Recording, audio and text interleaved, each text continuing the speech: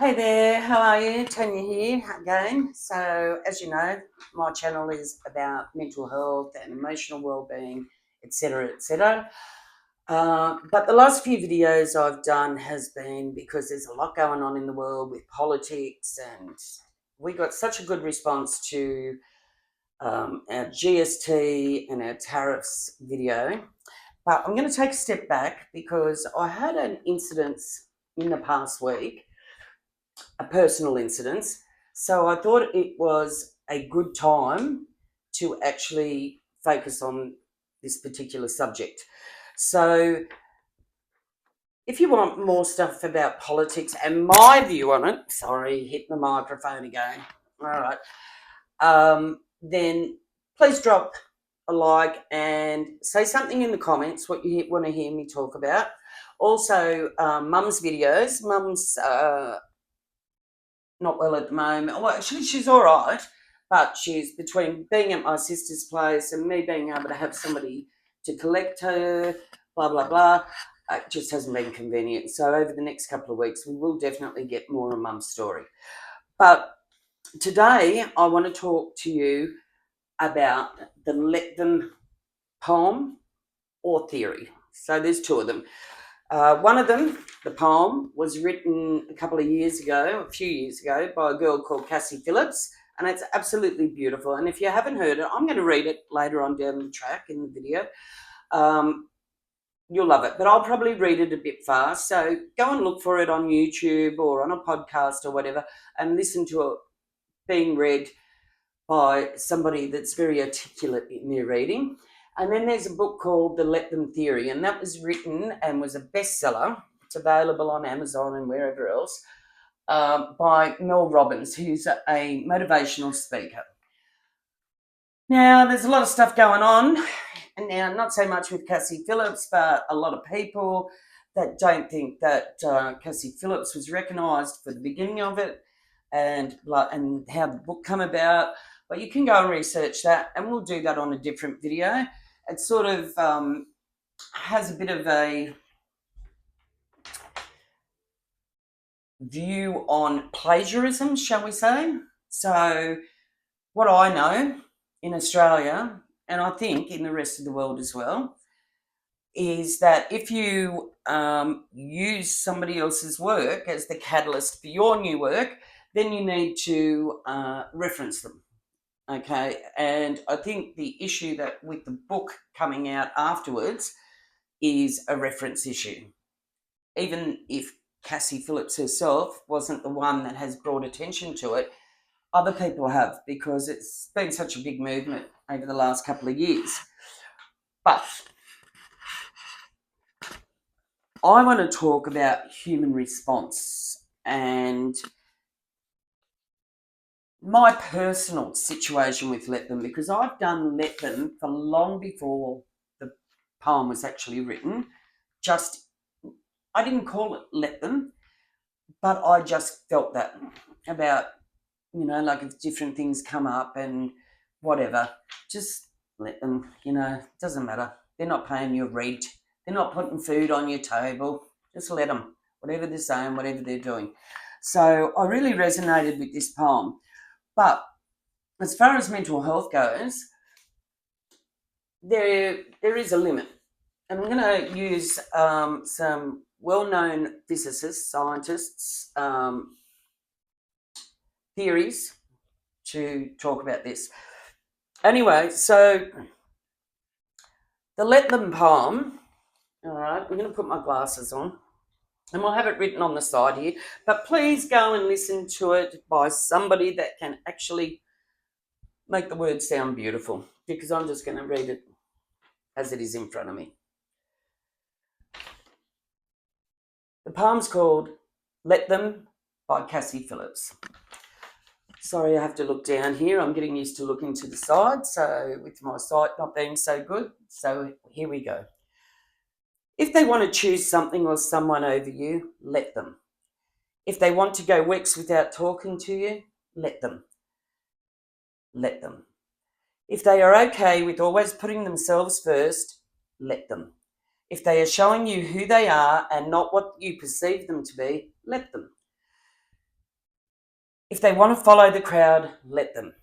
If they act like they can live without you, let them. If they want to walk out of your life and leave, hold the door open and let them. Let them loose. Let them lose you. Not, let them loose and let them lose you. It's probably pretty much the same. You were never theirs because you were always your own, so let them. Now, I don't do this poem justice, all right? So please go and watch it somewhere else. But this is something pretty much all my life that when things happen in my life and people would say, oh, you're just going to let them talk about you like that, or you're just going to let them hurt you like that, or blah, blah, blah. I'd go, oh, who cares? Let them. Let them. Do you know what I mean? How's it affecting you? They're not paying your rent. They're not putting food on your table. Just let them. So that was a thought from a young age that I had. And when I found this poem, it was absolutely beautiful. Now, this is a piece of art, but I want to talk about the psychology of let them and how we react to the world when we let them. So I'm going to bring up some of, I don't know whether he's a sir, but Isaac Newton. I think he was made a sir. So Isaac Newton's scientific. I can't even think of the word. That'll show you. But you get the drift. All right. His third rule it's quantum physics anyway. All right. And it's about action and a reaction. So in my life, I've on more than one occasion been thought that I was too forward or too this or too that, because I've let them. I've actually let them. And for long periods of time. And with mental health, it's not just mental, it's emotional. So you can go let them, people talking about you or thinking different things about you or doing things that you morally stand opposed to. And you can just say let them, all right? But let them builds up, all right? It's like when you hit a rock in the same place constantly over and over again and the rock just sits there basically letting them, and then you're hitting, and eventually the rock breaks. Did you expect the rock to stay in one piece? It's like, now, I was going to do this till it broke so I could prove a point, all right? This is a little bit thick for me. So we know that let them.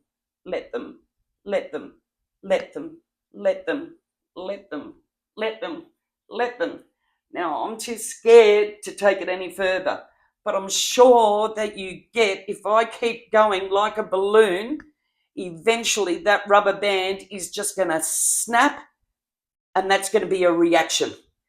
And the reaction is going to be, let them. And I can't do it because I'm scared. Much worse, because you're going to get stung in the end by the reaction that you're blaming the person that's letting them for when they can't take any more. So this will only take so much, but I'm scared. I don't want to be stung. All right.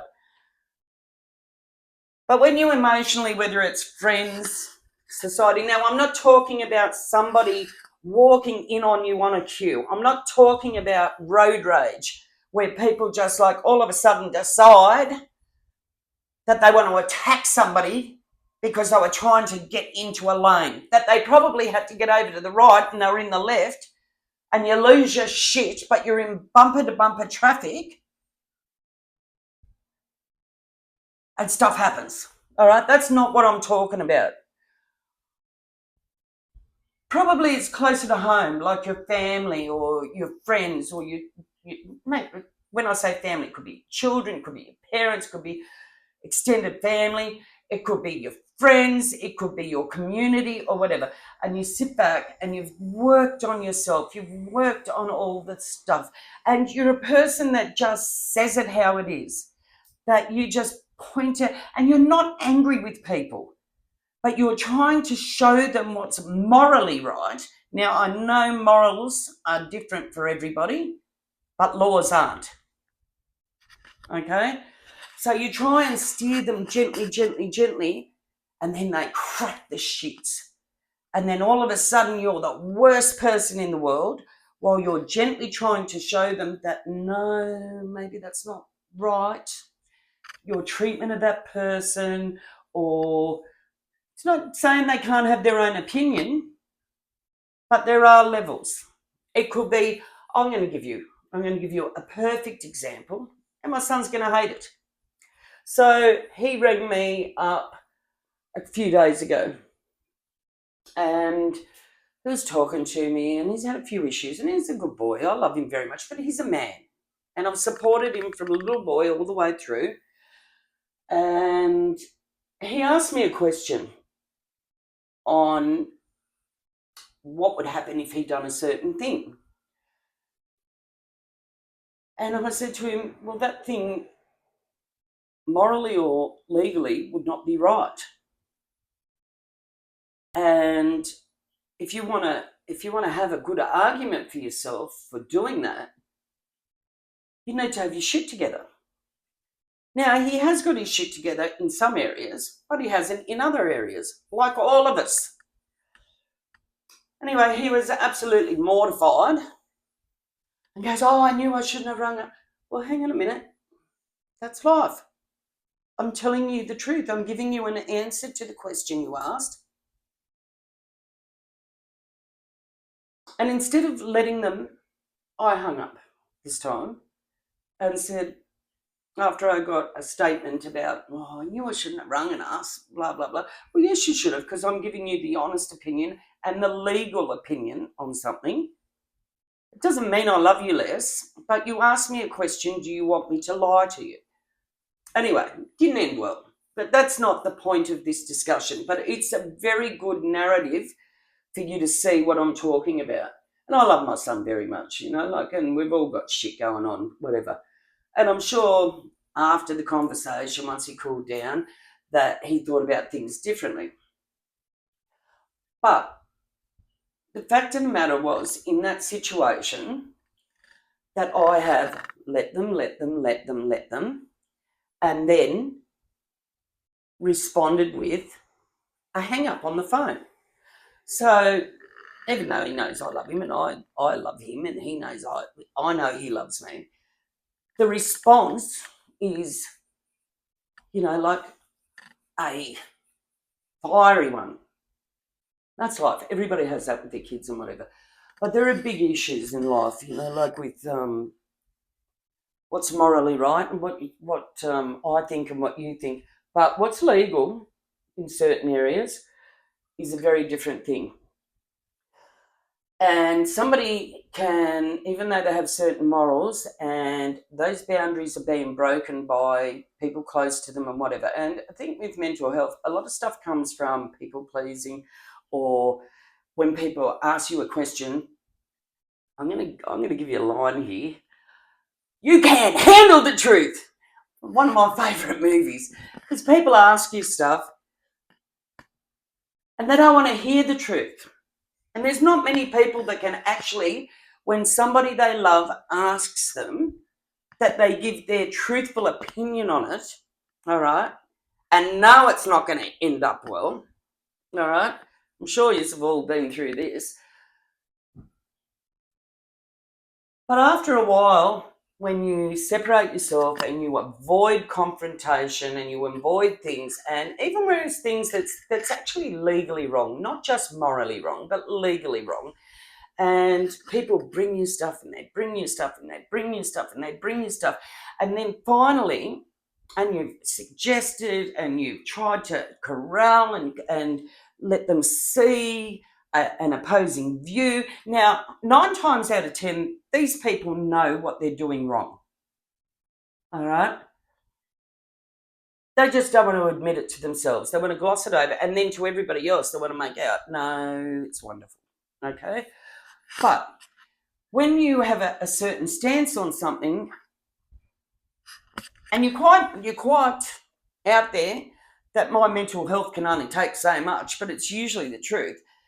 And then it's little chinks in your armour, and you let things go, and you see something else that's wrong, and it's wrong to you and actually wrong in a family situation, and you just let it go, and you hope that that person is going to pick up on, yeah, maybe I've made a bad decision here, maybe I haven't. Then after so many chinks, if you get an explosive reaction because finally the person cannot handle it anymore, and then you've turned it on them, and then they go, hang on a minute now, you didn't what? Because I was worried about your health? No, I'm sorry. You weren't worried about my health or her health or their health because you didn't ring them for 1 year to say, are you okay this week? Or you didn't turn up at the hospital to say, shit, man, I hope everything's going to be all right. I'm there for you. None of that. So don't use, I didn't want to inform you and all that was going on, or ask this or ask that or whatever because of your health, because that's just bullshit. Now, I'm sure people go through this all the time, and it can be minor things or it can be major things, but this is life, this is people, and this is the way it is. We've all got different lines in the sand. But like this elastic band, you can only take a chink, a chink, a chink, a chink, a chink, a chink, a chink, a chink. And can I break it? No, because I'm too scared. All right? And often people have that response, I'm too scared, once they send somebody to the most volatile situation after they've tried everything in their handbag to stay cool and not to break out and to be calm when they've got lots of other stuff going on. And then once that breaks and I still can't break it, all right? So it's a bit stronger than my emotional strength, sometimes, all right? Or you talk too loud, because I talk loud all the time. Have a look on my videos. Talk loud all the time. I don't know, I might be a bit deaf, or I might have the wrong microphone. But I'm very passionate, but I'm very caring. But you can only put up with so much stuff at once. And we'll talk about this down the track. I'll make another video about my true belief about failing mental health and the fact that it usually comes from emotional well-being. Aside from what you've seen, and, like I've got CPTSD, so, that's added on. But this elastic band is, and I'm still scared, all right? This is what I'm talking about. Chink, chink, chink, chink, chink, chink, chink. I should have used a balloon, all right? Because eventually that's going to break when you just keep chinking away at it. And then what happens? What do you expect? What's the reaction you expect? And you're going to turn around and say, oh, they're crazy, or they're not, they're a terrible person, or they're cruel, or they're whatever. What about all the chinks? There we go. There's the chink. Gone. All right? Lucky it didn't sting me a little bit. But anyway, so I wanted to tell you about Isaac Newton and his third rule. Specifically quantifies what I'm saying. Quantify is a big word, isn't it? I like that. All right, and I'm going to get my mate Thomas, who's on the other side here, now Sir Isaac, and he's going to read an opposing view to the third rule by I'm going to let Thomas talk now because the printing's too small and he's the highly intelligent one. So we're going to go to that. So please listen to him. He doesn't like being on camera, so I'll just smile. Yeah, so we found this article online. We'll add a link to it in the description. I can't actually. I'm having a total blank on the author's name. We'll add it on the screen right now down below in editing. But it says something quite interesting about Newton's third law of motion, that for every action there is an equal and opposite reaction. Where the author, the writer says, I would quibble with Sir Isaac a bit and say that in our work, the reaction can frequently be more than just equal, because here is where quantum physics and human behavior may part company. Given the emotional aspect of every human interpersonal relationship, it is only human to have feelings and emotions burst forth from that volcanic reservoir in the deep recesses of our humanity, which I think is a very real thing. Because building up on something you said earlier, Tanya, Yeah. um, people don't like acknowledging the truth, and it reminds me of a quote I once saw in in a movie, The Big Short. Oh, it's a great movie. Recommend it. Movie. And it goes like this. So there are a bunch of quotes throughout the movie, but this is the one I love the most. It goes like this: Truth is like poetry, and most people fucking hate poetry. And like, yeah, it's a funny quote, but part of the reason it's so funny is because it's true. We don't want to acknowledge the truth because it's incredibly complex. It says things that we don't necessarily want to admit, and it requires a level of understanding, maturity, and self-reflection that not like very few people, if anyone even, is actually capable of. Like, I'm not even capable of it, and if you think you are, well, I if you that's true, you have my sincere admiration, and I applaud you. But to be honest, I sincerely also doubt it. Oh, stop now! I do. So yeah, and yeah, like, and when people are surprised when they've pushed you past the breaking point, they usually try.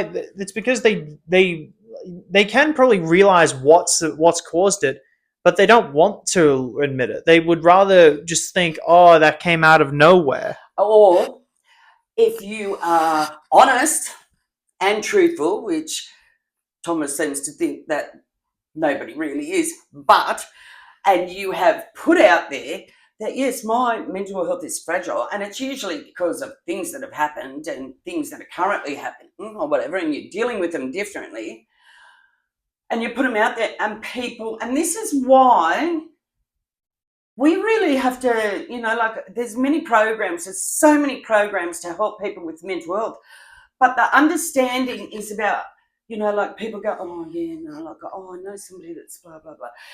The understanding is not reality. Because the minute somebody puts out there and is honest and says things off their sleeve, hands up, yes, I did that. Or hands up, yes, at the moment, I'm not coping. Or hands up, I have been beaten down and crippled so bad, it's taken me a long time to work on myself to stop different reactions. All right. Or if you're in the spiritual community, because I do a bit of both, all right, it's not just about seeing a therapist, but in the spiritual community, you would understand it's called shadow work. All right. But there's only so much of this stuff you can do before you snap. In particular, if it's because you care about another person and you're watching things happen that are wrong in your view, all right, and your protection mode of that person kicks in. So anyway, I'm getting a bit excited there, but Thomas, you got anything else to say? I'm sure you have. Honest, well, no, I think like it's really been, we've said it all. Like, you let people do things to you because you care about them, but there's a limit. And the thing is, like, when you let people do those things to you, it's because you respect and care about You them. love them. Yeah, in some way, shape, or form. Sometimes you don't respect them. Sometimes you just love them. Yeah, but like, when the thing about love is that even though it makes you feel some of the greatest times of your life, it can also hurt you more than anything else in the world. 100%. And that's why when they push you past the breaking point, that's why you just snap, just go from zero to blind rage, because that 100%. pain is immense, and it's truly horrible. So Now, I'm yeah. not talking, and when we talk about blind rage, I totally agree because I can be like that, and I'm already loud. Do you know what I mean? But I'm not talking about physically hurting anybody or anything like that. Oh, no, I totally don't agree with any of that. But your reaction in conversation or your reaction in what your next step is in the situation, that's what I'm talking about. And it can be rage, and then you can still sit, but your rage is on a level. I'm not talking about you're just pissed off with them. I'm talking about what's the truth and what's the not the truth. And then these people will they'll try and push you forward as being unstable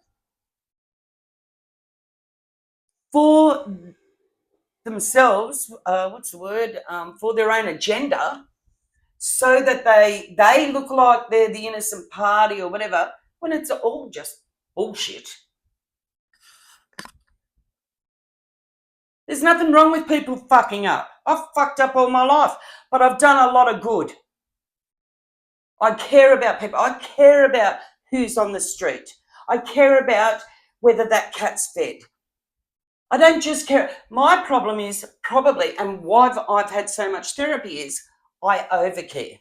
And in the spiritual community, it's more than an empath. There's other labels for it, you know. So there's even inconsistencies over there. But, you know, like I like my tarot, I like my moon phases and all that sort of stuff. So, but I'm very aware of science. So, and I'm very aware of love and protecting people. And when you've spent your whole life providing and protecting people, and then many years later you have a breakdown and you put your hand on my mental health is not coping, and then those exact people put it out there that you're just crazy or look, I call myself crazy all the time, but I'm far from it, love. It's not even a real word. So anyway, look, I could ramble on about this forever. So understand that I'm not there vilifying anybody. I love them. And this wasn't, I only use my son because he's the minus one. He's on the lower end of the scale. You know, it was just a phone call and I was trying to explain how this video came about. But being cut in on traffic, or somebody going in front on the queue, or somebody grabbing the toilet roll before you get it, they're all things that really don't need a huge response, you know, like, but people are in a mental state that they do this. But I'm talking about years of flicks, rubber band stuff, all right? And I think we should just, before we finish, we should state Isaac Newton's formula, or whatever it's called. What is the formula? Just state his The bit. third, as I said before, the third law of motion. The third law of motion, people. For every action, there is an equal and opposite reaction. 100%. So when you're pushing people, all right, have a think about that. Have a big think about that. Anyway, my people, you love the political ones. I love politics, you know, like I'll do something in Australia soon. But we had such a great response. Thomas is wonderful. I love having him in on this. And I hope that some of you got to the end. And if there's any subjects you want us to talk about, all right, put them in there. Thomas is an amazing young man. He doesn't like that. Oh, he might cut this out. But, you know, he's doing a couple of degrees at uni. He's only 21 and he's doing politics and he's doing the environment. Two of the hardest subjects you could do, I think, because it's ever changing. All right. So having appendix taken out, all right, it's the same. You might get some new instruments that make it a little bit easier. You might do some keyhole surgery. But politics and the environment deal with people, emotions, their beliefs. So thank you, Thomas, for being here. I appreciate you. And thank you for being here and listening to me. Bye.